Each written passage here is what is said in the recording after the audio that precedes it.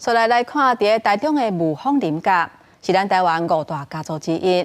这个家族的起家厝是一间草厝仔，最近当咧翻厝顶，希望会当重现当初草厝的模样。而且这嘛当咧办古仔画展览，要互民众来感受在地艺术的气氛。 厝顶砖竹哥一格一格拢用金属的线绑咧，顶头也有几排的稻草。这是台中雾峰林家的起家厝。传统的草仔厝因为年久过深，真侪所在拢凹去。换草的师傅详细解说一寡细节。稻草阮会浸水，就是安怎翕遮会地啦。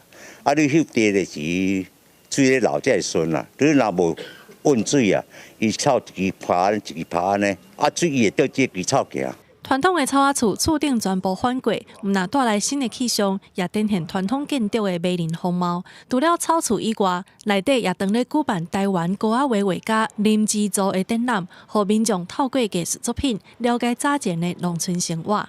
我到4月有一个展览，就是林之助那个台湾胶彩画之父哈，那他的作品就是呈现我们在地的比较农村一个生活的一个日常。来到雾峰林家，夜头看人古早的起家厝，暗头也通感受画家描写的农村生活，甲在地风俗的水做一届收入心肝底。记者综合报道。